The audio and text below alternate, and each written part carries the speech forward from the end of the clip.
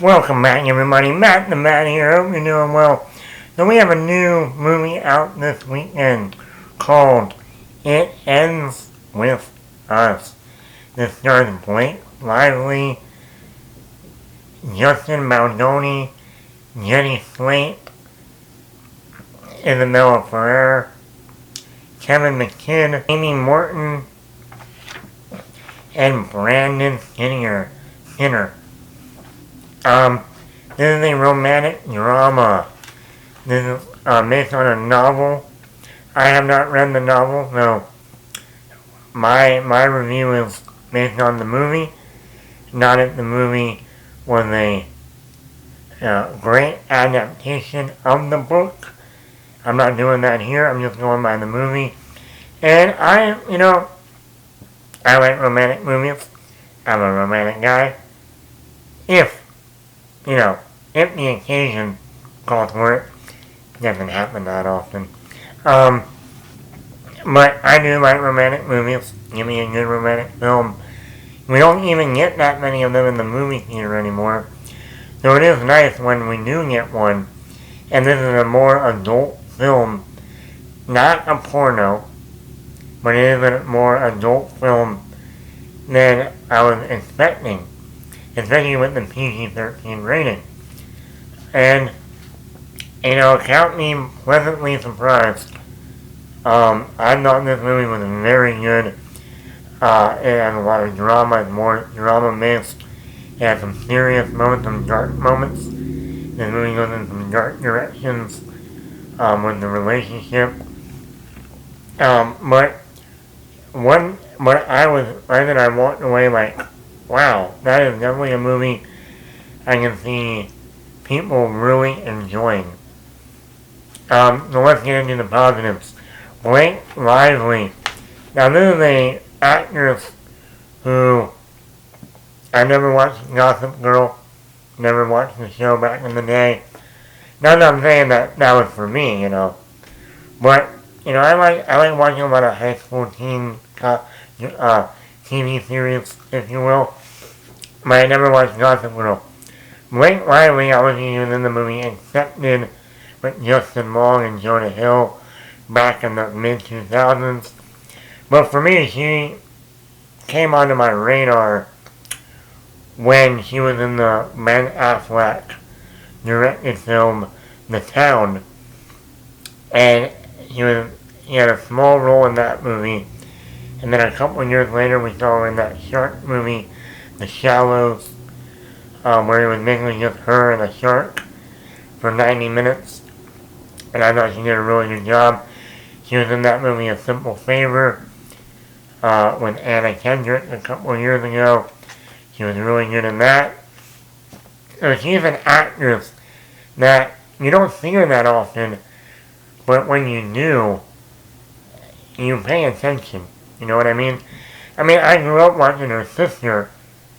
Yes, her sister, not her mother, Robin Lively. It was in The Karate Kid Part 3 with Danielson. And she was in that Halloween film from the 90s or late 80s, Teen Witch. I used to watch that around Halloween when it was on TV. So Blake Lively, I always thought that was her mother, Robin Lively. But no, they're sisters. They're just very far apart. Blake Lively does an amazing job here. She is the main character, Lily Bloom. And this actress keeps surprising me. She can be funny, she can be sexy, she can be very emotional, she can be very serious. Her chemistry with Justin Baldoni, their chemistry when they first meet is so electrifying and so perfect. Their back and forth, whether it's humor or just joking around, sexual, if you will. I was like, oh my god, I could literally watch a 2-hour movie of just these two sitting down like they are right now, just going back and forth. And then I find out that Ryan Reynolds wrote the dialogue for that scene. And it's one of the best scenes in the whole movie. So who knew that Ryan Reynolds could write? I mean, he's a great Deadpool, but he's also a writer. Either she is great, her scene with Jenny Slate as her friend slash partner, business partner, slash eventually sister-in-law. Great relationship there. I mean, this is another knockout performance by Blake Lively. I wish he did more movies. But hey, at least they're not the Green Lantern. Justin Baldoni is the main hottie, if you will. A little bit of a bad boy, if you will. Like I said, he did a really good job. He can bring that humor a little bit. He can bring that sexual chemistry with Blake Lively. And then he can also go in a dark direction later in the movie. And I've never seen this actor before, so I was very surprised by him. I also didn't realize he's also the director of the movie. Yes, Justin Baldoni is not only the main actor in the film, he's also the one who directed the movie. And I looked at IMDb to see what else he directed, and he did that little movie back in 2019, 5 Feet Apart, which I also thought was really good. So he's a really up and coming director that has now made 2 really good movies. And someone like him who's not only directing this whole movie, he's also one of the main stars of the film. I thought he did a really good job. And like I said, the chemistry between him and Blake Lively, I thought was excellent. Isabella Ferrer plays the younger version of Blake Lively's Lily Bloom. We see a lot of flashbacks throughout the film. And she did an amazing job also. And I want to give a round of applause to the casting director. Because you look at Isabella Ferrer and Blake Lively, and oh my god, they could be twins. They could be sisters. I mean, and the funny part is, you want to know the funny part? In the movie, just like Blake Lively has like a little mole, or a little something right here on her, like near her nose. I thought, oh, they added that into the movie for the younger version to make her look more like Blake Lively. No, the girl also has that in real life. I'm like, oh my god. They literally could be clones of one another. I mean, like I said, give it up to the casting director. Not only does Isabella Ferrer give a really good performance, but the look-alike. I love when casting directors nail the younger version to the adult version of a character. Like in 13 Going on 30, for Seth Allen, Me Allen, and Jennifer Gardner. Jenny Slate, like I said, she plays like the friend slash co-worker. She brings a lot of humor in the first act of the movie. Her wardrobe is a little weird, I gotta admit, but I thought she did a good job. I wish we got more of her. The movie has a lot of humor. A lot of playful humor, a lot of sexy humor, if you will. Fooling around with one another. Blake Lively has moments. Justin Baldoni has moments. Jenny Slate has a lot of moments. So I was really, I think it's a very funny movie. This movie is a very romantic movie. This is a romance. Now it goes in a darker direction later on in the movie, but this is a romance. And I like how we don't get that many of these nowadays. And when like one of these comes along, it feels refreshing. I'm surprised this movie was PG-13. Between the dialogue sometimes, very adult, very sexual. Between a lot of the make-out scenes, you see a lot of Blake Lively's cleavage. But There's a lot of scenes, and since also Blake Lively's the producer on this movie, I was actually shocked when I realized that, like, oh, she really allowed all those scenes to really focus on her chest area. Not that I'm complaining. Good for you, Ryan Reynolds. Good for you. You go from Scarlett Johansson, married to Scarlett Johansson, to Blake Lively.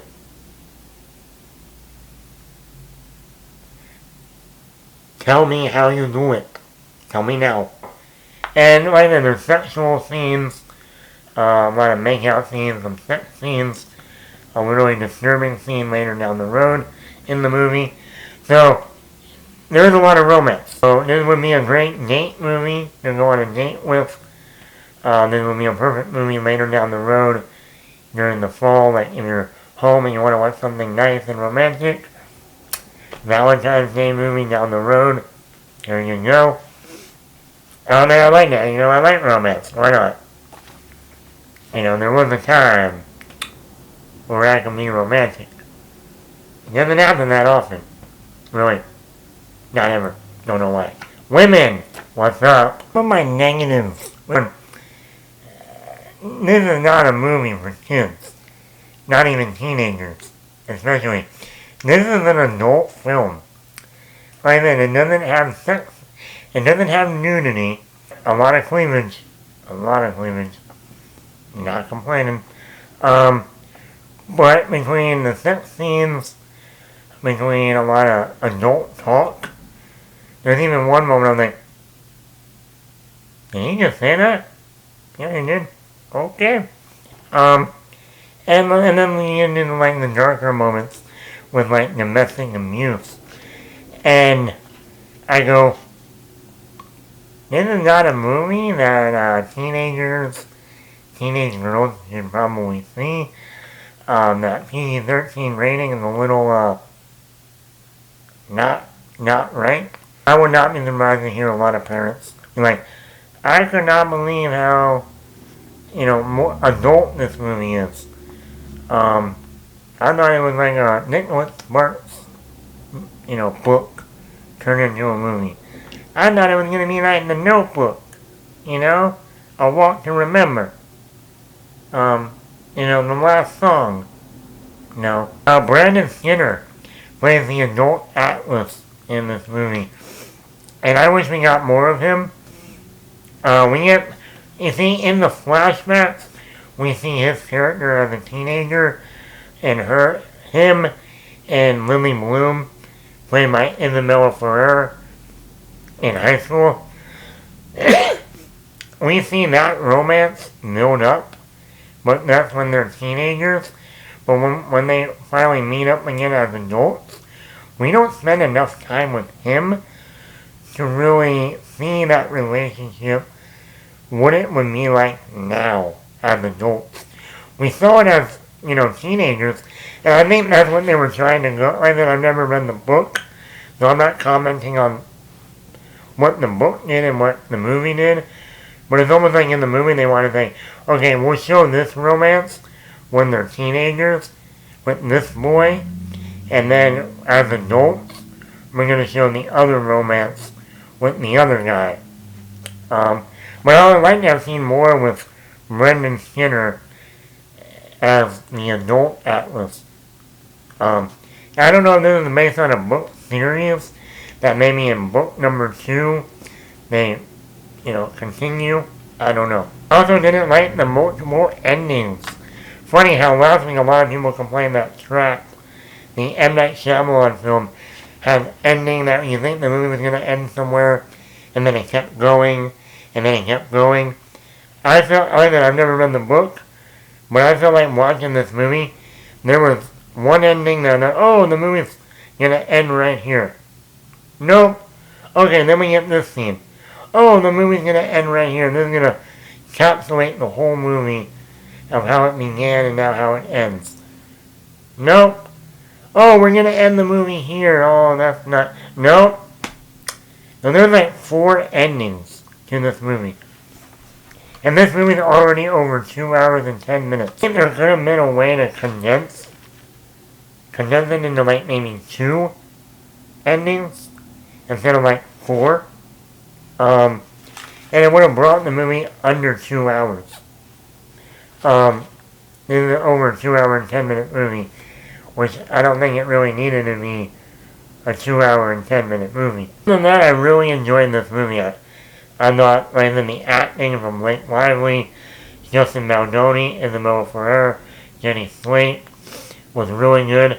I thought Justin Baldoni as a director, while also the star of the movie, also with Blake Lively, I thought he pulled double duty very well. And like I said, now this is to me, he's 2-0 when it comes to directing films. It's a romance, it's very much a romantic movie. There were some scenes I'm like, ooh, is it getting hot in here? Like I said, like Deadpool said, there's 206 bones in the human body, but today, there's 207. I know what Ryan Reynolds is saying there. The humor, I love that opening scene where Justin Baldoni and Blake Lively first meet. It's a great scene.